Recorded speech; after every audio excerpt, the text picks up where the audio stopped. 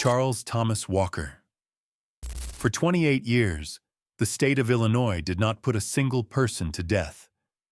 The execution chamber sat unused, a relic of a punishment the courts had paused and the public had nearly forgotten. Then, just after midnight on September 12, 1990, a man named Charles Walker became the one who ended that silence. And the way he died would haunt the people who watched it for the rest of their lives.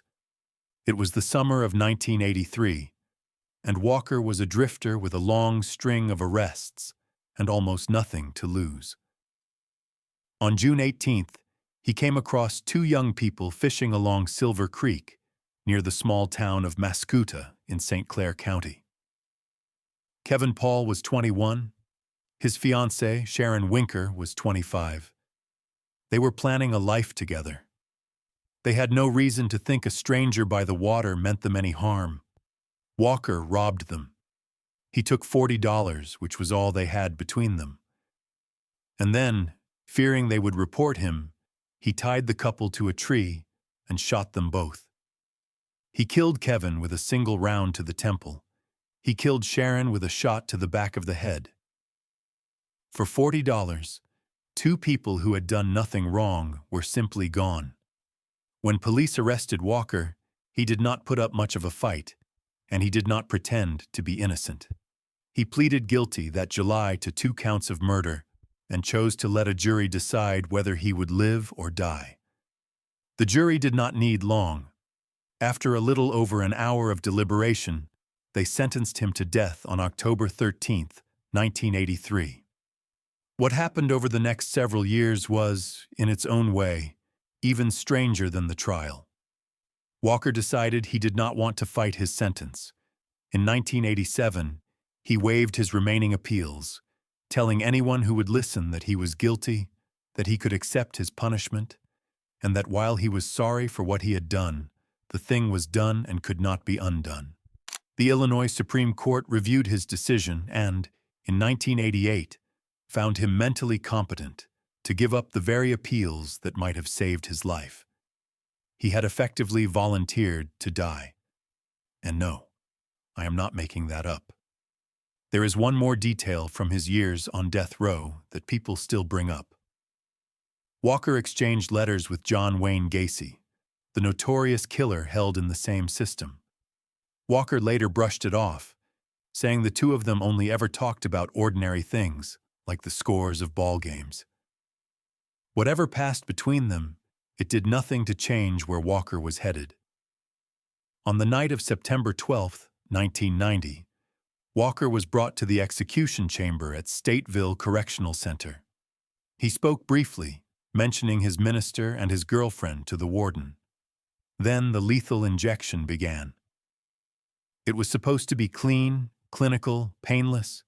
It was none of those things. According to an engineer brought in from a Missouri prison to consult on the procedure, a kink in the plastic tubing running into Walker's arm interrupted the flow of the chemicals. The equipment failed, and so did the people operating it. The Death Penalty Information Center later recorded that because of that equipment failure and human error, Walker suffered excruciating pain as he died. The first execution Illinois had carried out in nearly 3 decades was botched in front of the witnesses gathered to see it. Walker was pronounced dead at 12:12 in the morning. Think about what that meant for the state. After 28 years of waiting, the machinery of execution was switched back on, and it did not work the way anyone had promised. A man who had volunteered to die was made to suffer doing it. For the officials who had argued the lethal injection was humane, it was the worst possible beginning. Walker had wanted it over quickly, and the state could not even give him that. But if his death was the clumsy, painful reopening of Illinois's execution chamber, the next man to enter it had spent more than 15 years fighting to avoid that room, all the way to the federal courts, on a legal argument that the delay itself had become its own kind of cruelty. James P. Free, Jr. Some men go to the execution chamber begging for more time. James Free went arguing that he had already been given far too much of it, and that the years he had spent waiting to die had become a punishment all their own. It was a strange thing to hear from a man whose own choices had stretched those years out, and the crime that put him there had begun in the dark, in an office where two women were just trying to finish a night shift. It was the early morning of April 24th, 1978, in Glen Ellen, a quiet suburb in DuPage County. Inside the M2 Service Center, an all-night key punch business, two employees were at work. Bonnie Serpico was 34. Lori Rowe was beside her. They were doing nothing more than their jobs when James Free walked in with a gun and announced exactly what he intended to do to them. He held both women at gunpoint. He told them he meant to rape them, and he bound Lori Rowe to keep her from moving. But Bonnie Serpico ran. She made a desperate break for it, and Free chased her down and shot her to death before she could escape. He then turned the gun on Rowe and shot her too, leaving her wounded on the floor. What he did not count on was that she would survive. Badly hurt, Lori Rowe managed to crawl to a phone and call for help, and it was her account that would help send Free to death row. The trial moved quickly. On June 22, 1979, a jury convicted Free of murder, attempted murder, and 2 counts of attempted rape. When it came time to weigh his fate, the jury found 2 aggravating factors and not a single mitigating one to balance against them. On November 27, 1979, he was sentenced to death. For the next decade and a half, Free's case wound through the appeals system, and that long passage of time became the foundation of his final, unusual argument. As his execution approached, his lawyers raised what is sometimes called a death row delay claim. The idea was that keeping a man waiting to die for so many years amounts to cruel and unusual punishment in itself, a violation of the Eighth Amendment. The argument was tied to a question the United States Supreme Court was considering at the time, and Free's team hoped it might earn him a stay. The Federal Appeals Court was not persuaded. Writing for the majority, the judges concluded that whatever delay there had been in carrying out Free's sentence was, in their words, directly the result of his own conduct. He had used the system to buy himself years, and now he could not turn around and call those same years an injustice. One judge dissented and would have granted an emergency stay, but he was outvoted. Governor Jim Edgar denied Free's request for clemency. The legal road had finally run out. What makes Free's story land even harder is the company he kept on his last night. He was not the only man scheduled to die at Stateville on March 22, 1995. Another condemned prisoner, Hernando Williams, was set to be executed roughly an hour after him. It would be the first time Illinois had carried out 2 executions in a single night in more than 43 years. In the hours before the end, the 2 men shared a final meal of shrimp, French fries, strawberry cheesecake, and soda. It had been more than 43 years since Illinois last carried out 2 executions on the same night, the previous instance reaching all the way back to the electric chair era of the early 1950s. When the time came, a corrections spokesman said neither man resisted. They went peacefully, he said. Free, given his chance to speak, used nearly 3 minutes of it to condemn capital punishment and the press, and he asked God to forgive the people he believed had put him in that position. Then it was done. It is worth pausing on the woman who lived. Lori Rowe survived a night that was meant to end with 2 bodies on that office floor, dragged herself to a telephone while badly wounded, and gave the account that helped close the case. Bonnie Serpico did not get that chance. She had run for the door and very nearly made it. Free had spent 15 years insisting the wait was the cruelty. The man who followed him into that same chamber an hour later had committed a crime built almost entirely out of waiting, 36 hours of it, inflicted on a woman locked in the trunk of his car. Hernando Williams. A young woman left a hospital parking lot one spring afternoon and simply vanished. For nearly 2 days, her family had no idea where she was. No idea she was alive. No idea she was being held within driving distance of her own home the entire time. By the time anyone understood what had happened to Linda Goldstone, the man responsible had already done the unthinkable. And the most chilling part is that he had been free to do it only because the system had let him walk. Linda Goldstone was 29 years old. She taught Lamaze classes, helping expectant parents prepare for childbirth, work built entirely around new life and new beginnings. On March 30th, 1978, she was in the parking lot of Northwestern Memorial Hospital in Chicago when Hernando Williams abducted her. What followed stretched across roughly 36 hours. Williams held Goldstone captive in his car, confining her in the trunk for much of that time. He assaulted her repeatedly over the day and a half he kept her. And finally, on April 1st, 1978, in an abandoned garage, he took her life.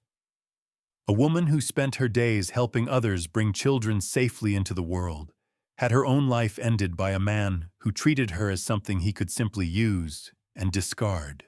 Here is the detail that turns the stomach. At the time Williams took Linda Goldstone, he was not supposed to be on the street at all. He was out on bail, awaiting trial on an unrelated kidnapping and assault charge from the year before. The system had set him loose pending his day in court, and he used that freedom to destroy an innocent woman. You would think someone would have said something. Nobody did, at least not in time to save her. Williams pleaded guilty on October 9, 1979, to murder, aggravated kidnapping, rape, and armed robbery. On March 14, 1980, on the jury's unanimous recommendation, he was sentenced to death.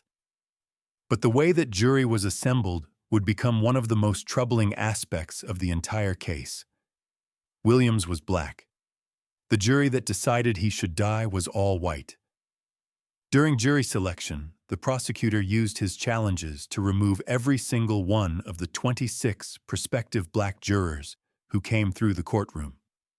Whatever one thinks of Williams and what he did, a system that strips a defendant's community entirely out of the jury box, raises questions that do not go away simply because the defendant is guilty. That practice would later be condemned by the courts in other cases, but for Williams, the sentence stood. There was a moment during his sentencing hearing that revealed something about the man. Asked under questioning how many times he had struck Linda Goldstone, Williams said he did not recall hitting her in the face at all. Then, pressed further, he conceded that he could have. It was not quite a denial and not quite an admission, just a flat, hollow uncertainty about the violence he had done to another human being. By the time his execution approached, Williams had remade himself, at least on paper. His clemency petition leaned heavily on the argument that he had become a model prisoner, a man who counseled other inmates and had changed in his years behind bars. It is a familiar pattern on death row, the late conversion, the steady inmate who bears little resemblance to the man who arrived. Whether it was genuine or strategic, Governor Edgar was unmoved. He denied the petition on March 15, 1995, 1 week before the execution date. On the night of March 22, 1995, roughly an hour after James Free, Williams was brought into the same chamber at Stateville. He offered no last words. As the procedure began, he made an obscene gesture with his hand and remained expressionless to the end. He was pronounced dead at 1:49 in the morning. Williams died showing the witnesses nothing, no remorse, no fear, only contempt. His guilt was never seriously in doubt. But the next man on Illinois' death row left behind a far harder question, one that helped fuel a movement, because a great many people came to believe the state was about to execute a man for a murder he did not commit. Gervais Davis picture a man who cannot read a single word of the confession he is about to sign. Picture him putting his name to a document that will send him to his death for the murder of an elderly man he may never have touched. That is the question that hung over the case of Gervais Davis, and it is the reason his name became a rallying cry long after the state of Illinois had ended his life. In the late 1970s, a string of robbery murders tore through the East St. Louis area in the region known as the Metro East. The killings were brutal and the victims were often vulnerable. Davis was tied to the spree along with a younger accomplice, and the press gave the pair a grim nickname drawn from the caliber of the weapon involved. The case that ultimately sent Davis to death row was the murder of Charles Beeble, an 89-year-old man confined to a wheelchair, killed inside his mobile home near Belleville on December 22, 1978. For the family, the horror was personal and lasting. Beeble's daughter described the moment of discovery in terms no one forgets, finding her father dead in his wheelchair with a wound to his chest. Other victims connected to the spree included an 83-year-old woman and another man. These were not abstract crimes.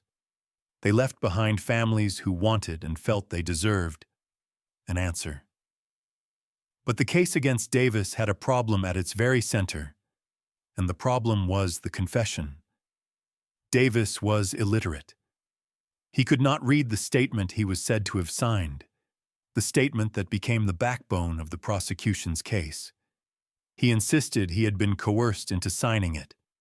He was reportedly diagnosed with an organic brain disorder, and several of the murders he supposedly confessed to were later attributed to other people entirely. And somehow, it gets worse, because the trial that convicted him was held before a jury from which black jurors had been excluded.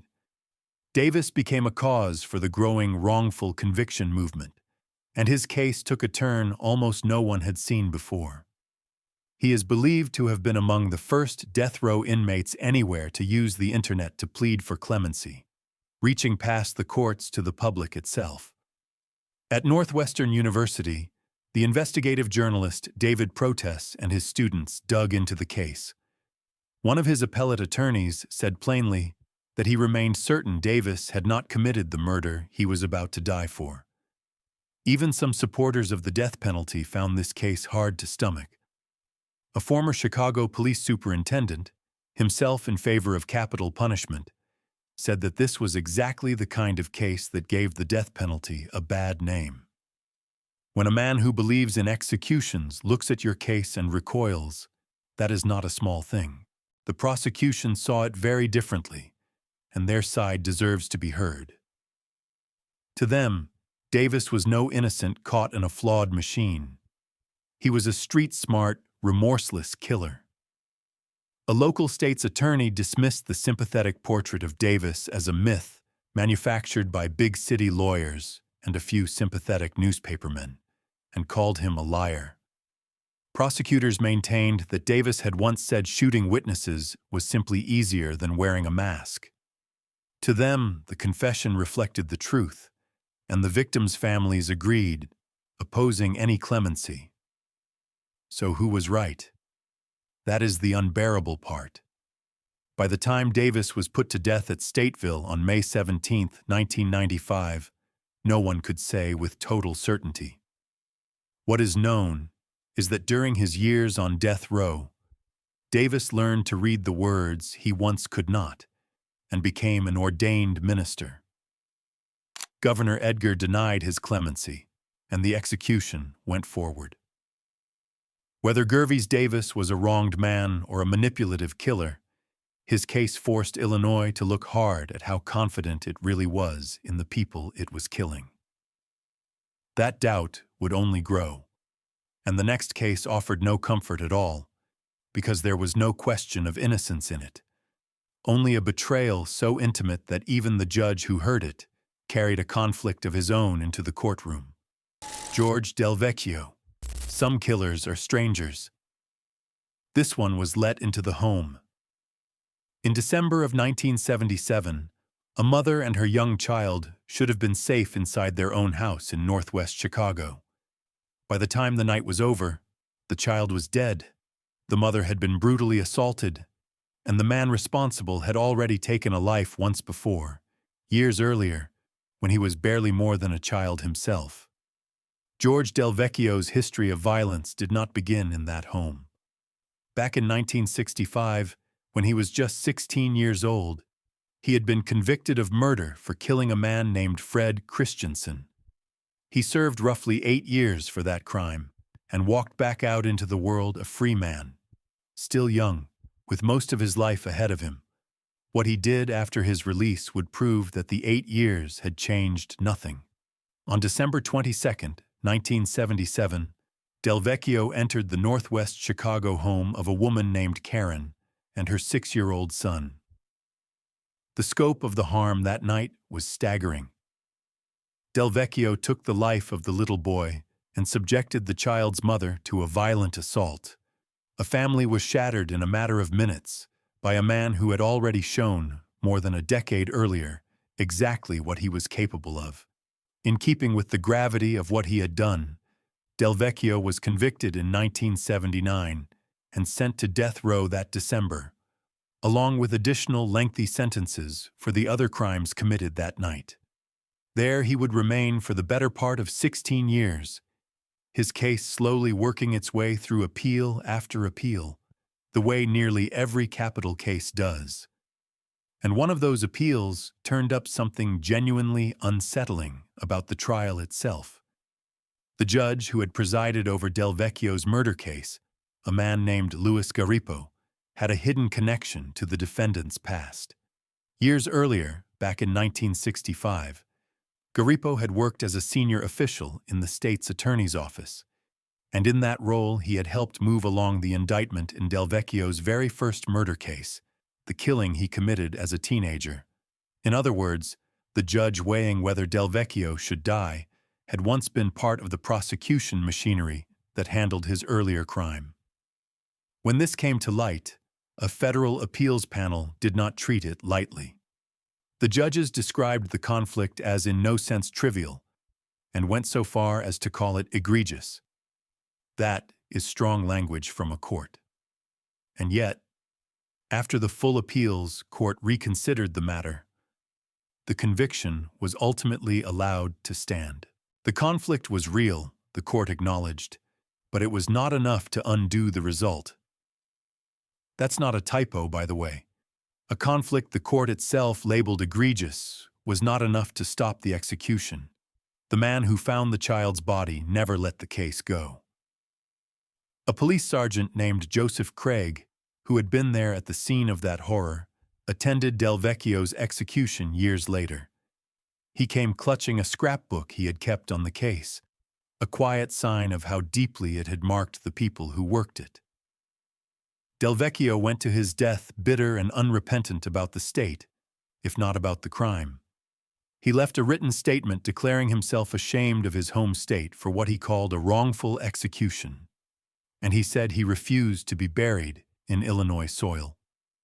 At 24 minutes past midnight on November 22, 1995, the chemicals were administered.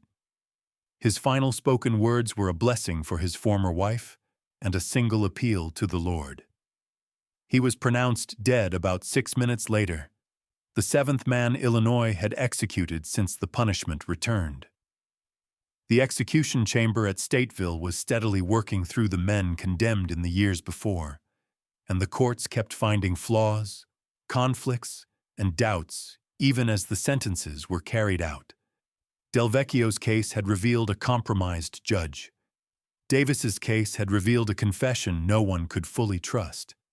Each one chipped away at the confidence the state needed to keep killing, and the names still waiting on that death row would push those doubts further still. If you're liking this video and you're not subscribed yet, Now's the time. We drop new cases every day. Subscribe so you don't miss the next one. Walter Stewart. A jewelry store robbery should have been about the money. This one ended with 2 men dead, a third woman bleeding on the floor, and 2 more people alive for one reason only. The killer had run out of bullets. And years later, when one of the survivors looked him in the eye and named the brother he had taken from her, the answer he gave her was so cold it has outlived almost everything else about the case. It was February 10th, 1980, at the Empire Jewelry Store in Berwyn. Walter Stewart was 24 years old, addicted to drugs, and there to take everything he could carry. He walked out with roughly $40,000 in merchandise, but before he left, he opened fire on the people inside. The store was owned by a woman named Linda Manzano. That afternoon, the 2 people closest to her in the world were there with her. Her brother, Danilo Rodica, 39. Her boyfriend, Thomas Pavlopoulos, 27. Stewart shot and killed both of them.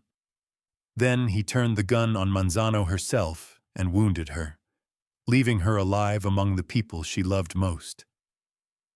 It could have been worse, and only by an accident of arithmetic was it not. A woman and an 18-year-old clerk were hiding behind a counter as the shooting unfolded. By later accounts, Stewart would have killed them too. The only thing that stopped him was that he had nothing left to fire. 2 people lived through that robbery because a man ran out of ammunition before he ran out of intent. Stewart pleaded guilty in Cook County. The trial judge found him guilty of 2 counts of murder, the attempted murder of Linda Manzano, and armed robbery, and handed down a death sentence for each of the 2 killings, along with 2 additional 30-year terms to run at the same time. On paper, it was a clean, decisive outcome, but it is a single moment outside the formal proceedings that people who followed the case never forgot. At a police lineup, Linda Manzano stood facing the man who had murdered her brother and her boyfriend, and she said it plainly. "You killed my brother." Stewart's reply was not anger, not denial, not even indifference. He told her that it should have been her mother instead. Think about what that means. A grieving woman, identifying the man who had destroyed her family, and his response was to wish he had killed someone else she loved. How a person becomes that is a question with no satisfying answer. His defenders would later argue that the drug-addicted young man who pulled the trigger that day was not the man who sat on death row years afterward. By their account, Stewart had found religion behind bars and become a model inmate, calm and changed. The prosecutors who knew the case saw nothing of the kind. To them, he remained arrogant and heartless, the same man who had told a grieving sister he wished he had taken more from her.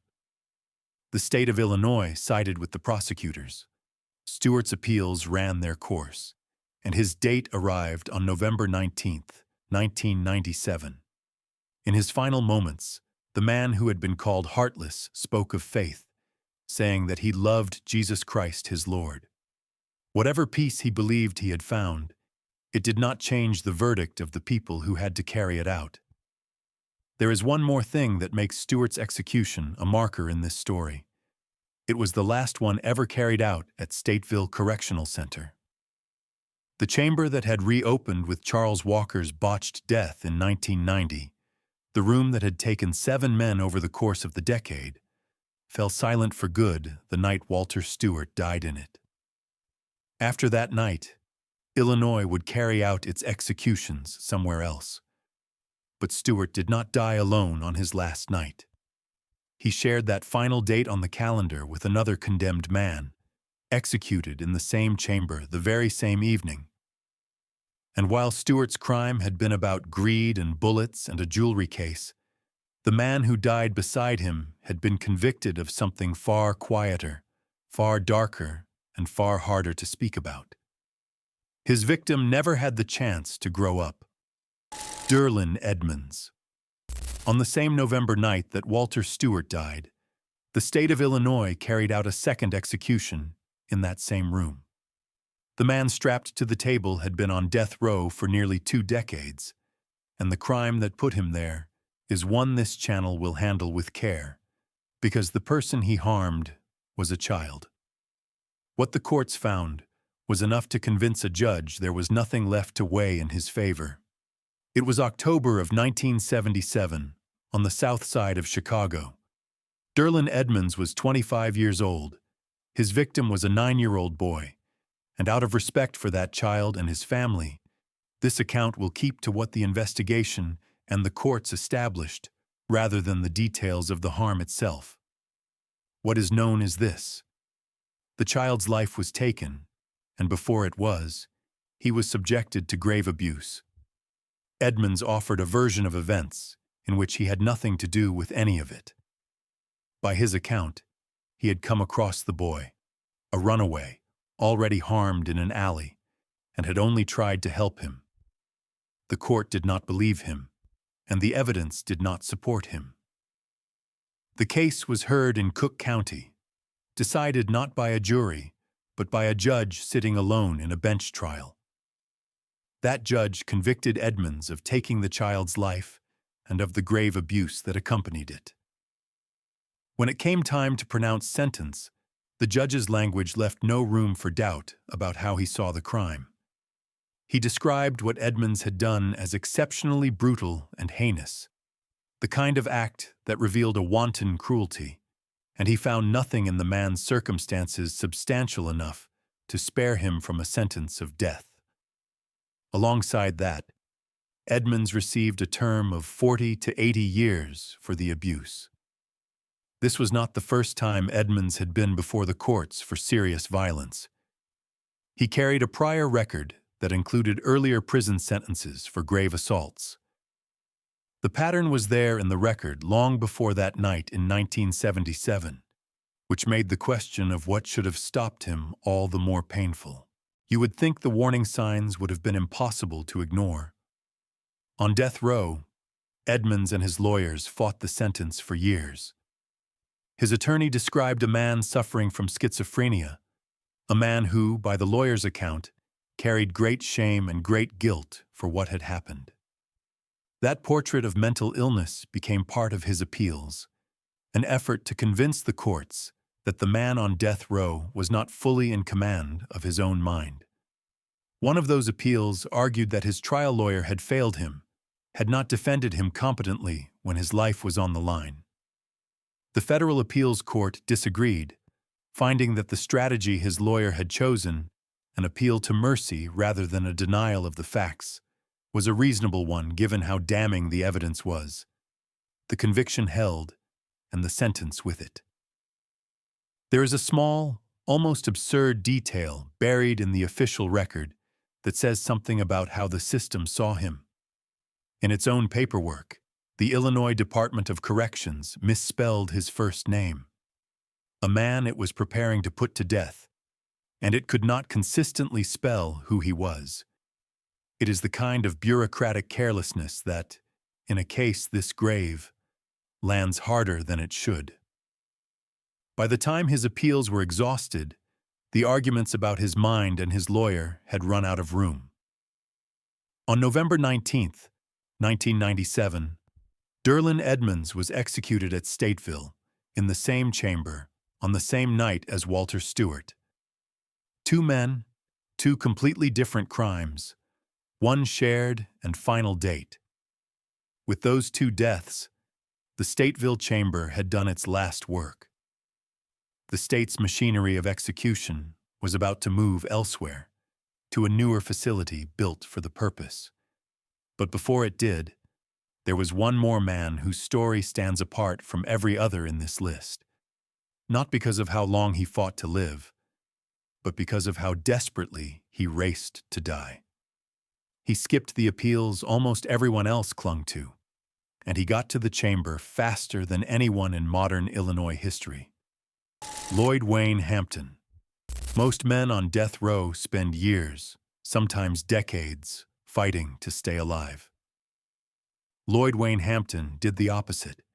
He waved away the appeals that might have saved him, asked the courts to let him die, and traveled from sentence to execution faster than anyone in modern Illinois history.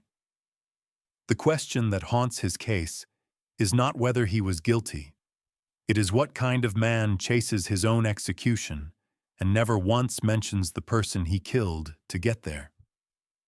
In February of 1990, Hampton was a drifter, a Texas-born man in his 40s who had once tried his hand at country singing and had instead built a long criminal record stretching across several states, including a conviction in California for torture.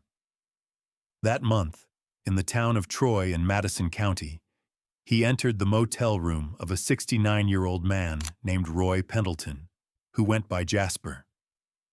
By the time Hampton left, Pendleton was dead and his car was gone.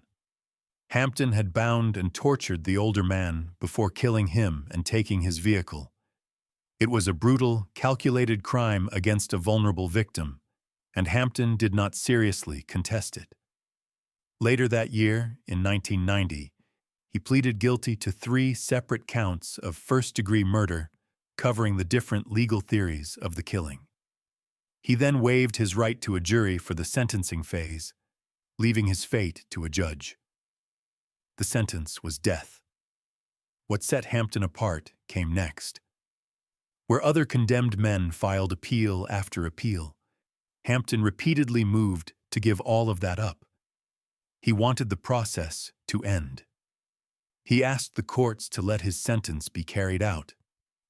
Because that decision is so grave, the courts had to determine whether he was mentally competent to make it, whether he truly understood what he was choosing. In September of 1992, he was found competent to waive his appeals. He had cleared the legal path to his own death. That choice is the reason his span from conviction to execution was the shortest in modern Illinois history. He simply refused to use the years that the system would have given him. He ran toward the very outcome that everyone else on that row was running from. His final statement revealed a man entirely turned inward. He spoke of running from himself since he was a small boy back in Texas, of 44 years filled with intense anger and rage. He said he blamed no one but himself, and that is exactly what is so chilling about it. In all of those final words about his own pain and his own rage, there was not a single mention of Roy Pendleton, the man whose life he had taken in that motel room. The remorse, if there was any, was for himself. The strangeness did not end with his words. Instead of a traditional final meal, Hampton asked only for cigarettes and a Coca-Cola. And shortly before his death, he made a claim that investigators could do little with, saying he had committed other murders that had gone unsolved. He offered no names, no places, no details, nothing that could actually be checked. His blood was later submitted for testing against DNA databases, a quiet attempt to see whether the dying man's hint pointed at anything real. Whether it did is a question his death left open. On January 21, 1998, Lloyd Wayne Hampton was executed, the process he had fought so hard to reach finally complete. He had spent his last years not pleading for his life, but demanding its end, and he went out the way he had lived those final years, focused entirely on himself. Up to this point, every man in this story met the same fate in the end. The state took their lives one by one in that chamber. But the next case breaks that pattern completely. It involves one of the most notorious mass killings in the history of suburban Chicago, and the man at its center came within a single vote of the same death row, only to walk away from it. James Degorski. 7 people went to work at a suburban restaurant one January evening and never came home. For more than 9 years, no one knew who had done it or why, and the families lived in that silence with no answers at all. When the truth finally came out, it was almost unbearable in its smallness. 7 lives, taken for around $1,800, by 2 young men who, in the words of the prosecution, simply wanted to do something big. It was January 8, 1993, at a Brown's Chicken and Pasta restaurant in Palatine, a quiet suburb northwest of Chicago. After closing time, 2 men, James Degorski, who was 20, and Juan Luna, who was 18, robbed the restaurant. By the time they were finished, 7 people inside were dead.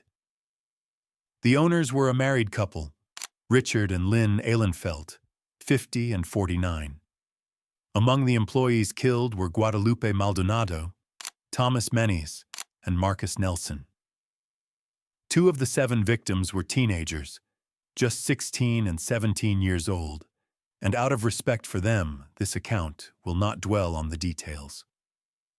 The victims were found inside the restaurant after the killers were long gone. The robbery netted roughly $1,800. That was the entire prize. 7 people were killed for a sum of money that would not cover a month's rent, and prosecutors would later say the real motive was even emptier than greed. According to them, Degorski had wanted to do something big. The phrase is its own kind of horror, not desperation, not survival, just the urge to commit something that mattered, measured in bodies. What followed was one of the longest waits for justice in the region's history. The case went cold. For more than 9 years, the Browns' chicken murders sat unsolved, a wound the community could not close, a file detectives could not crack. Then, in 2002, a woman named Ann Lockett came forward with what she said she knew. Her account reopened everything, and a piece of physical evidence that had been sitting in storage the entire time finally spoke. Investigators had preserved a partially eaten chicken meal left at the scene, and the DNA on it tied Juan Luna to the restaurant that night. A discarded meal, nearly a decade old, became one of the keys to the case.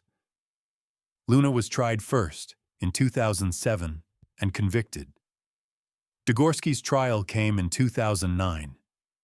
It ran for about a month, with some 60 witnesses and more than 300 pieces of evidence laid before the jury. On September 29, 2009, after deliberating only about 2 hours, the jury convicted James Degorski on all 7 counts of first-degree murder. Then came the part that still divides people. In Illinois at the time, a death sentence required all 12 jurors to agree. In Degorski's sentencing phase, the vote came back 10-2 in favor of death. 2 jurors held out. Because the decision was not unanimous, Degorski was spared the execution chamber and sentenced instead to life in prison without the possibility of parole on October 20, 2009.